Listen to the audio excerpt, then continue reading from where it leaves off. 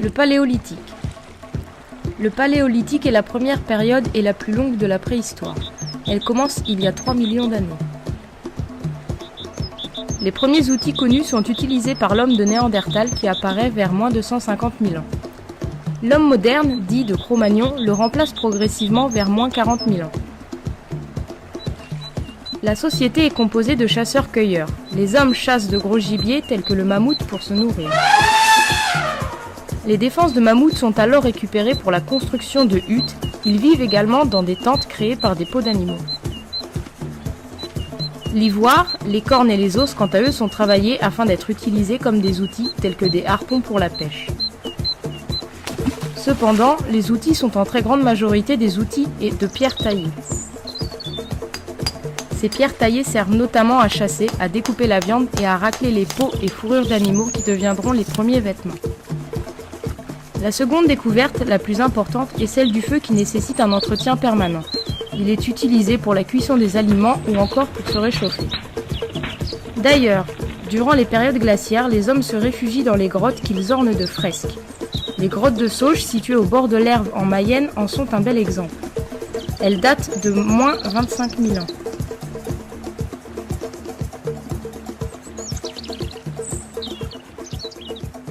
Le Néolithique. On considère que le Néolithique démarre environ 6000 ans avant Jésus-Christ en Europe. C'est la seconde période de la préhistoire. Elle est marquée par de profondes mutations techniques, économiques et sociales. Deux éléments fondamentaux font leur apparition, l'agriculture et l'élevage. Ils ont pour habitude de se fixer quelques mois à quelques années le temps des récoltes jusqu'à l'épuisement de la terre. Ces récoltes sont alors entreposées dans des greniers. Ils disposent d'enclos pour les animaux qui deviennent domestiqués. Pour cela, de nouvelles constructions plus durables apparaissent. Les toits en bois sont recouverts de chaume et les murs de torchis. Ces constructions se regroupent petit à petit et donnent alors naissance au village. Pour construire ces habitations, l'outillage a évolué. Les pierres taillées sont devenues des pierres polies. Ces nouveaux outillages permettent le développement de nouvelles activités comme la poterie et le tissage. Avec la poterie, ils transportent l'eau et conservent les aliments. Grâce au tissage, ils créent des vêtements à partir de laine et de végétaux. Ils fabriquent les premières pirogues. C'est également l'époque des premières constructions en pierre que l'on appelle des mégalithes. Parmi eux, on distingue les dolmens et les menhirs. Les dolmens que nous connaissons actuellement sont les restes de vastes couloirs funéraires recouverts de pierre. Les menhirs, aussi appelés pierres levées, sont érigés en vastes alignements ou en cercles que l'on appelle des cromlechs.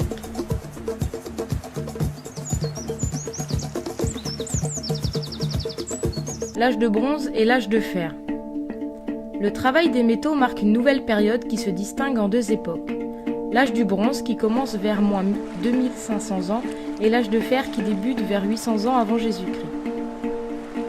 C'est donc à cette période que l'homme commence à extraire les métaux du sol. La production d'outils et d'objets en bronze, puis en fer, est donc capitale. De petits fourneaux permettent d'extraire les métaux du minerai. Le bronze est un alliage réalisé à partir de cuivre et d'étain. Ce dernier est particulièrement rare en Méditerranée et c'est pourquoi la route commerciale dite de l'étain traverse notre région. On voit également, à l'âge de bronze, apparaître des réseaux de petits villages ainsi que des oppidums fortifiés se créant sur les pointes stratégiques en hauteur.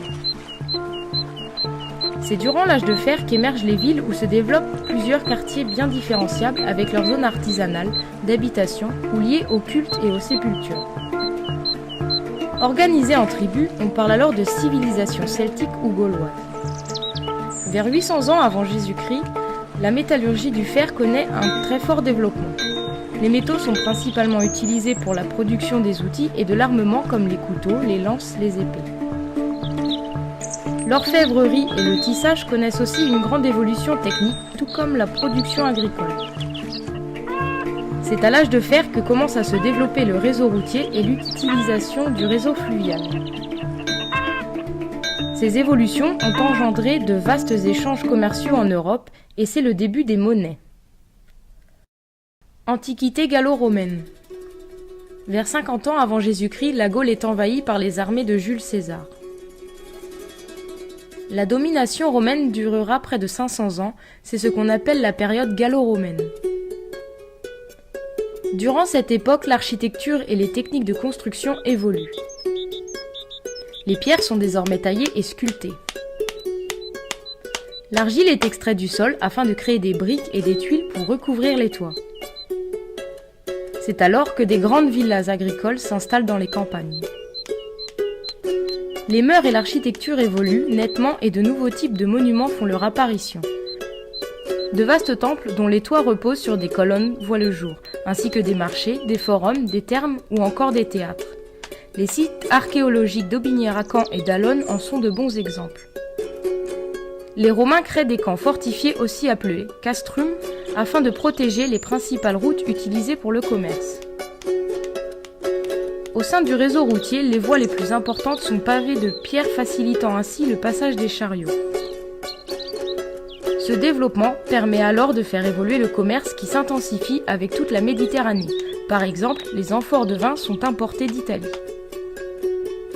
Au IIIe siècle, les principales cités sont entourées par de grandes enceintes, comme en témoigne celle du Mans qui s'est conservée jusqu'à nos jours.